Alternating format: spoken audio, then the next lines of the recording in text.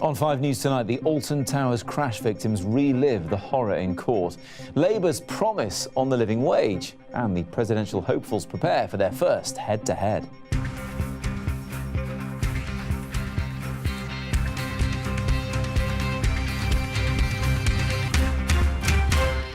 New images of the Smiler rollercoaster crash are released as Alton Towers owner is warned to expect a very large fine.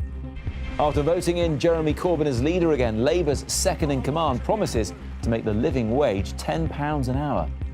And Trump versus Clinton, round 1, as they get ready for their first presidential debate. Also tonight, do you find it hard to put down your mobile? Well, for 1 in 3 adults, it's leading to arguments with their partners. I'll be talking face-to-face about the problems with journalist and addict Harry Wallen. Good evening, welcome to 5 News Tonight. I'm Matt Barbett. The victims of the Alton Towers rollercoaster crash sat in court today as the theme park's owners were blamed for what happened to them. At a sentencing hearing for Merlin, who've already admitted health and safety breaches, the victims' barrister described their disbelief and horror as they saw their carriage was about to collide with another, and how they were left trapped on the ride because people on the ground hadn't realised the severity of their injuries. Layla Hayes has more. For Leah Washington, every step is a reminder of what happened to her at Alton Towers last June. Leah, who was 17 at the time, had to have her leg amputated. Her boyfriend Joe Pugh suffered shattered kneecaps. Vicky Balch, who was 19, also lost a leg when the roller coaster crashed. Today she too came to Stafford Crown Court for the sentencing hearing. All 3 were in the front row of the Smiler ride at Alton Towers when their carriage crashed into an empty one in front of them. 16 people were injured, 5 seriously. It took more than 4 hours to rescue the passengers who were trapped. This CCTV, released for the first time today, shows the empty carriage being sent around the track but failing to complete its journey. After just over 2 minutes, it comes to a standstill in an area of the track that couldn't be seen by staff operating the ride. The CCTV also shows another carriage containing 16 passengers. The court heard engineers overrode a computer system which they believed had halted the ride in error, sending the full carriage along the track and into the stationary empty carriage. Inside court, prosecutors said the crash was equivalent to a family car colliding at around 90 miles per hour. The court was told passengers on the ride watched in disbelief and horror as they realised they were going to crash into the empty carriage. Chanda Chauhan was seriously injured in the crash and says she hopes this hearing will finally lead to the truth. Even up until now, we don't know the full story. We don't know. We've just assumed a lot of things. It'll be facts we'll be knowing. It'll be important because it'll be one more step towards closure. Operator Merlin Attractions has been told to expect a very large fine for breaching health and safety. The court heard there were a number of human errors on the day of the crash, but prosecutors say the fault lies not with individuals, but with the employer. Layla Hayes, 5 News, Stafford. For 25 years, Ben Needham's mum has been looking for answers. Why her toddler disappeared on the Greek island of Kos and where he might be now. Well, today police began excavation work outside the house where he was last seen alive. It follows a fresh line of inquiry suggesting he may have been accidentally knocked over and then buried by a mechanical digger. Dominic Reynolds has the story. The biggest of breakthroughs could come from the tiniest fragment. On Kos, the search moves inch by inch. But there's a new hope from British officers here that this patch of Greek ground could finally explain what happened to Ben Needham, the 21-month-old who vanished 25 years ago. This is a significant event that we're carrying out. I would not be doing that if I wasn't optimistic that we're going to find something of significance that hopefully will provide an answer for Ben's family. Ben disappeared in July 1991. He'd been playing outside the house on Kos his family were renovating. But a full search led nowhere. In 2003, police released an image of how he might have looked then. They dug up ground close to where Ben disappeared in 2012, but still no breakthrough. Then earlier this year, with new Home Office money, police appealed again. And new information has brought them back to the place Ben was last seen. It's thought the information centres on this man, Dinos Barkas. A new witness has reportedly told police Barkas may have killed the toddler in an accident with his digger. His widow has dismissed any suggestion he was involved. But the new theory has shocked Ben's mum. Kerry has long believed her son is still alive. Kerry told the Daily Mirror, "Not even in my worst nightmares has Ben ever been dead, until now. I've been waking up and finding my pillow wet with tears." This witness told police we deserve the truth, but we deserved the truth 25 years ago. I spoke to Kerry personally this morning, and clearly it's an extremely upsetting time for all of the family. It's going to be very difficult, but it has been extremely difficult for all of them for the past 25 years. As police diggers began pulling up the ground today, a warning from South Yorkshire Police that there will be hundreds of animal bone fragments on this ancient farmland. And if an answer does lie in this soil, it may not be found quickly. Dominic Reynolds, 5 News. A former detective involved in the case of double murderer Christopher Halliwell says he believes he is connected to 6 other killings. Halliwell was given a whole life sentence last week for the murders of 2 women in Wiltshire 8 years apart. The county's police force says it's speaking to other forces about other possible unsolved cases. The French President François Hollande says Britain must help deal with the 10,000 people who are staying at the migrant camp in Calais. He's vowed to close the camp completely, saying the UK has a responsibility to rehouse some of the people there. And police are investigating comments made on Twitter by sacked Coronation Street star Mark Anwar. The actor was born in Pakistan and has apologised for his comments about Indian people. Police are looking at the possibility they constituted a hate crime. Labour would raise the national living wage to more than £10 an hour if they were elected. That was one of the key announcements by the Shadow Chancellor John McDonnell at the annual conference, as he tried to wrest attention away from the bitter infighting that still plagues the party following the re-election of leader Jeremy Corbyn at the weekend. From Liverpool, our political editor Andy Bell reports. He is in charge now after a second leadership victory by a bigger margin than a year ago. So now Jeremy Corbyn's team must start fleshing out what they will present to the country. Today, his closest ally, Shadow Chancellor John McDonnell, said he wanted a living wage of £10 an hour as part of Labour's new economic vision. That's our vision to rebuild and transform Britain. In this party, you no longer have to whisper its name. It's called socialism. Solidarity. But what about those who aren't signing up to the Corbyn project? The leader of the country's biggest union had this message for them. I now call on Labour MPs to show what they can do from the Commons floor. Unite the party and back its leadership so that we can all fight together for this new economy. This MP is one of those who's declared no confidence in her leader. It's not one rule for one rule for the other. I support Jeremy Corbyn, I support the Labour Party, I want them to be electable, but I will not be silenced through fear and intimidation. So in a way, it's as if there are 2 conferences going on in Liverpool right now. Here's the official Labour conference by the Mersey.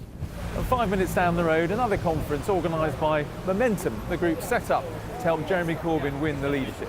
There's no doubt hundreds of thousands have joined up because they like what Jeremy Corbyn is doing, and that may spell trouble for MPs in their constituencies.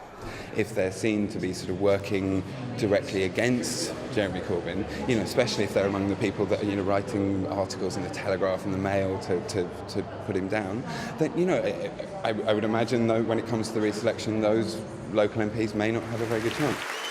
For decades, they were marginal figures. Now they are running things in Labour, and the party must get used to it. Andy Bell is at the conference in Liverpool still for us. And Andy, the Labour Party keen to show a bit more of a united front today. Yes, and I think Labour are really trying to move on from the rows and the divisions and say we're starting to put together some policies that we can present to the country. And they're going to talk about some of those policies now. I'm joined here at the conference by Barry Gardiner, who's Labour's energy spokesman. And one of the big announcements today on policy was in your department. You're going to ban fracking if Labour comes into power. So Britain is sitting on this fantastic resource. And if a Labour government's in power, just say, sorry, we're not going to tap it. Is that wise? You say we're sitting on a fantastic resource. You must have done the exploratory drilling that the big companies still have not done. Well, they've not done them because partly there's so much opposition. Well, no, I mean, in fairness, nobody knows what the resource is.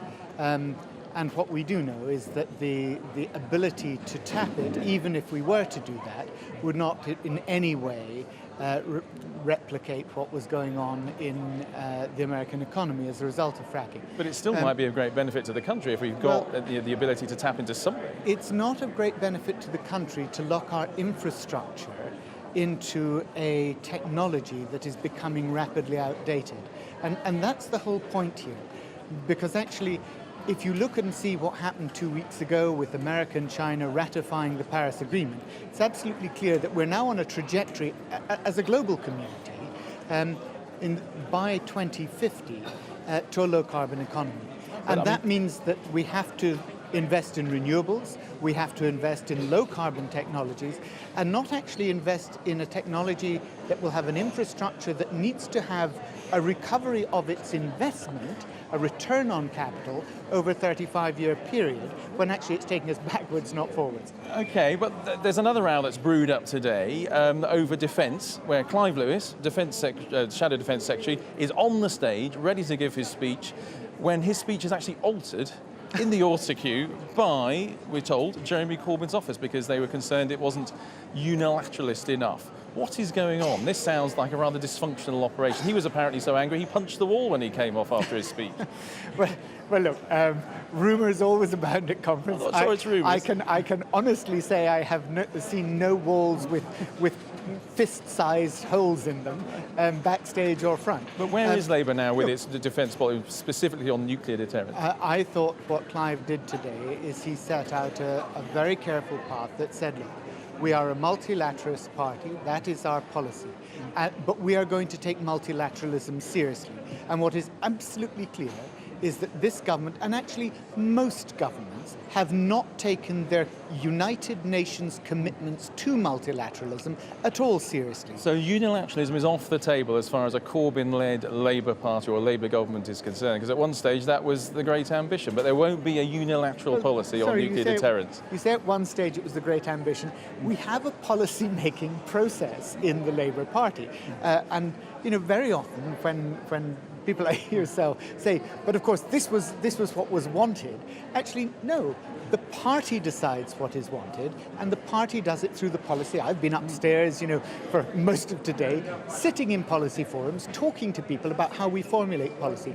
That's the right way of doing it. Our policy is clear. We are a multilateralist party, but we're going to take those commitments absolutely seriously, because you and I and everybody else in this world wants to live without nuclear weapons. We don't think they're a good thing. We all agree we want to get rid of them. It's just how you go about it. Exactly. Barry Gardiner, thank you very much for talking to us. Still plenty of division and talk here, and new policies being laid out over the next couple of days here at the Labour conference. Back to you.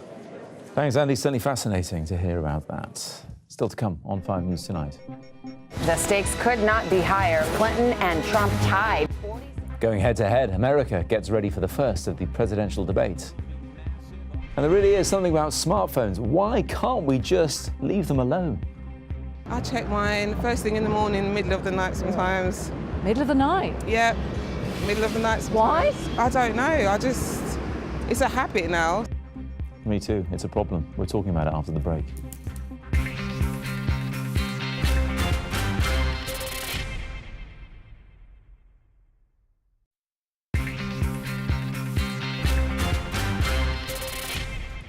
Welcome back. You're watching 5 News Tonight. The Foreign Secretary Boris Johnson has flown to the border of Turkey and Syria as accusations of war crimes in Syria grow. He says it's clear where responsibility lies, and it's time that Russia stopped its campaign. It's reported that aid is again being delivered to the besieged city of Aleppo, but airstrikes there have still been relentless. Simon Weiger reports. Cluster bombs, barrel bombs, incendiary bombs. The US and the UK say this is more evidence of war crimes, and the blame lies with Syria and with Russia. The rebel-held part of Aleppo has been pounded over the weekend, and of course the people who suffer are the civilians caught up in the middle. Now the weapons, and especially since the Russian intervention, a bomb or a missile could turn a whole building into a powder. The rebels are still fighting, but it is only on the ground. They do not have air power. Some aid is getting through, but it is patchy and it isn't enough. Another alleged war crime was the bombing of an aid convoy a week ago. Foreign Secretary Boris Johnson is visiting refugee camps in Turkey. He has condemned the Syrian regime and its Russian allies. We all know overwhelmingly where responsibility now lies for those deaths, and we can see what is happening, and I hope that the Russians really take account of what is being said. As soon as the Syrian ambassador was called at the United Nations, his counterparts from the United States, the UK and France walked out. There is no trust, and Syria believes it will win the war, however long it takes. Seasoned observers say Russia holds all the cards. Russia has made major investments in Syria. The reason why Russia has the upper hand, because it's willing to invest. It has a major military force. It has fully supported its allies, where the United States and the European powers are unwilling or unable to support the armed rebels, and the armed rebels are deeply divided. And as the Syrian regime continues to demolish some of its own cities, there is not even a glimmer of light at the end of the tunnel. Simon Weiger, 5 News. Next, it is set to be one of the most fascinating and fiery events of the entire US election, and that's saying something. Donald Trump versus Hillary Clinton live on TV. Sounds like a boxing match. And tonight the two rivals will go head-to-head in the first debate of the campaign, with nearly a third of Americans predicted to be watching, as Charlotte Grant reports. The stakes could not be higher. Clinton and Trump tied in a presidential debate that could be the most watched ever. As TV audiences go, it doesn't get much bigger than this. With 100 million people expected to tune in, Hillary Clinton and Donald Trump have a lot to gain and a lot to lose. In round 1 of 3 head-to-head debates, Trump will be on the left, Clinton on the right. She will get the first question. They both have 90 minutes to convince viewers and voters of their vision for America. But how much do the debates really matter? The candidates need no introduction. We'll just look to losers of the past. In the first ever televised debate, those listening on the radio thought Richard Nixon had it. But his clammy appearance on screen didn't go down well next to a dapper John F. Kennedy. Ronald Reagan proved in 1984 humour can win over voters. I am not going to exploit for political purposes my opponent's youth and inexperience. And this moment when George Bush Sr. was caught checking his watch proved decisive. He lost the election to Bill Clinton in 1992. But this is 2016, where selfies and campaign adverts matter. And Clinton and Trump have already shown very different tactics. I'd look her right in that fat, ugly face of hers. Clinton using Donald Trump's words about women to play to female voters, while Trump portrays Clinton as part of the establishment. Washington insiders remain in control. Journalists speaking to 5 News from America say both candidates have to prove themselves in the debate. Donald Trump has to try and copy Hillary Clinton, look like a president, look like he knows what he's talking about. And Hillary Clinton's going to try and have to appeal to the hearts of Americans to show that she's someone that they can empathise with. Rarely have 2 candidates been uniquely unpopular. So this will be 90 minutes that could change the course of American history. Charlotte Grant, 5 News. Trump standing on the left, who'd have guessed? Well, we can now speak to NBC reporter Tracy Potts, who's in Long Island, New York, where the debate is being held. And Tracy, your colleague Lester Holt is moderating. He's got his work cut out, hasn't he? He certainly does, because keep in mind the job of the moderator is to keep things on track. This is a debate that both sides have said they hope will stick to the issues, but we know the personalities of both of these candidates could derail that. Certainly Donald Trump, who has been known to go off the rails to some degree in these debates with personal attacks, and Hillary Clinton, who will need to exploit that if it happens to make her point that she's the more presidential candidate. So, yeah, it's a tough job that my colleague Lester Holt has tonight to try to stick to the issues and to try to keep both of these candidates where they need to be, because the bottom line is there are millions of Americans out there who don't like these candidates. The polls have proven that, and are undecided. It's the people in the middle, the undecideds, that these debates really play to. Can you sway them one way or the other? Yes, exactly. We saw a clip of Ronald Reagan during a presidential debate from the 80s when he got people on side with a bit of humour, a bit of warmth. Do you think we'll see either Trump or Clinton trying to use that kind of tactic? Because, like you say, they leave a lot of people cold at the moment.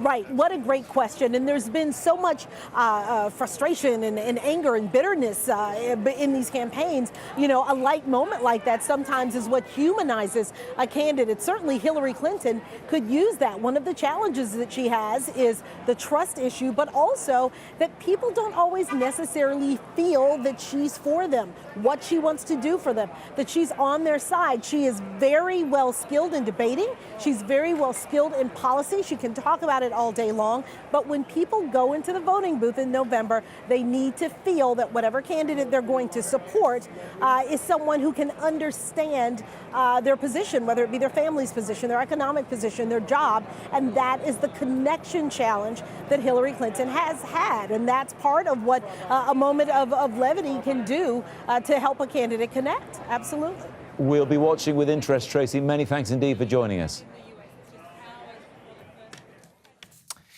Now, how attached are you to your smartphone? I bet some of you are holding them right now, aren't you? Is it the last thing you look at night and the first thing you do in the morning? Do you ever text while talking to a friend, or even, heaven forbid, have a sneaky look at emails at the dinner table?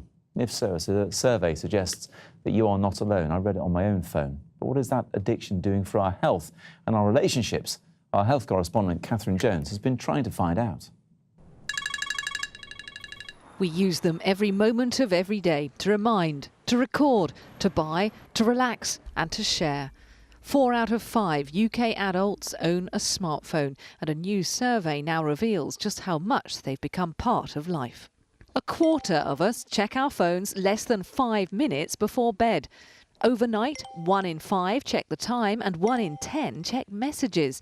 Then a third of us check our phone within 5 minutes of waking. I check mine first thing in the morning, middle of the night sometimes. Middle of the night? Yeah, middle of the night sometimes. Why? I don't know, it's a habit now. I do check it before going to bed, guilty of that. They might do WhatsApp really late, but we don't see it till the next day. I'm always behind with my WhatsApp. The survey also reveals how much we use our phones while in other people's company. More than 2/3 of people use a smartphone while having family dinner, and 4/5 will use one while talking to friends. But how do you tell if it's actually a problem? You would know you have problem behaviour if you're in a social situation, having dinner, and you feel compelled to use your device. That makes it a problem behaviour. And how we can fix that is we can put in personal boundaries around the use of the technology.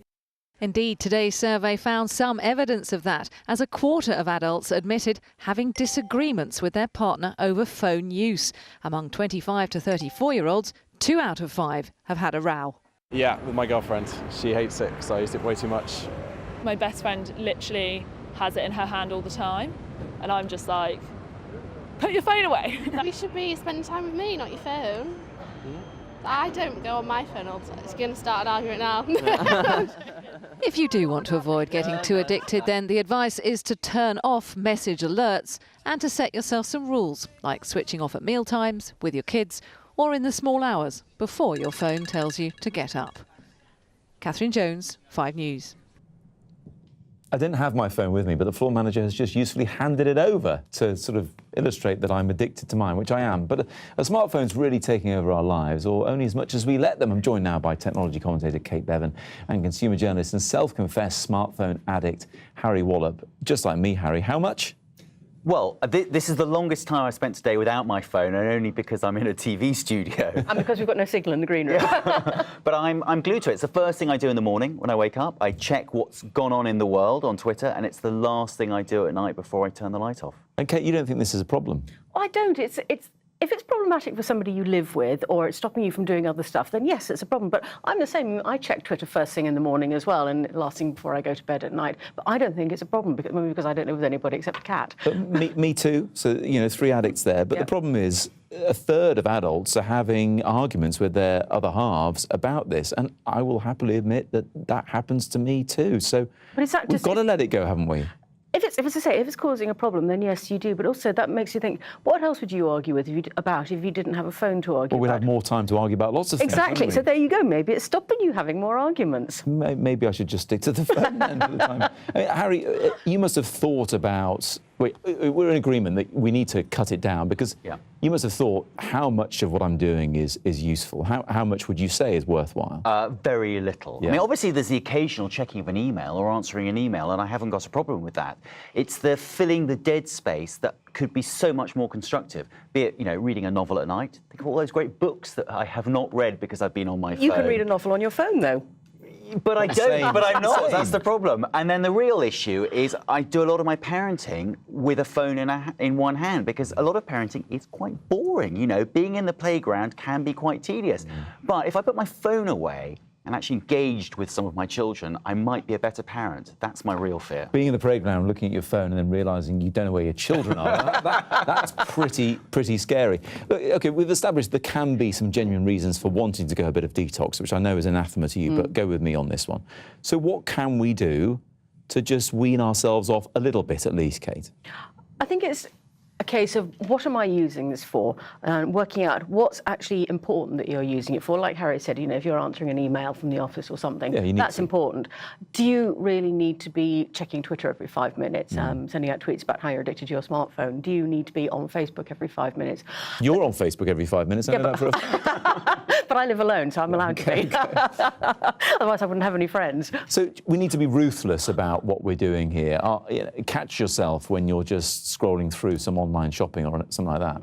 Yes, and I have tried successfully. During Lent, I gave up my phone during the evenings, because I was told by, in fact, an addiction specialist, don't go completely cold turkey, because you won't cope. Do it for little chunks. And it was successful for a few weeks. And then why didn't you keep it going? Because there was something on the television I was desperate to tweet about. I wanted to know what was going on, and I just picked up my phone, and then, you know, the next evening I did it again, and the phone's on the sofa, and you just get into bad habits. It's a gateway drug, isn't it, your phone? It is. I'm just going to push it over there. The floor manager can take it away, because I've got to wrap up the show. Thank you both very much indeed. Good to see you, and I'll tweet you later. That's it from us for now. Sian Welby is here with the weather next, and Danny Sinhart is back with updates throughout the evening. Thanks for watching. Tweet me if you like as well. Bye-bye.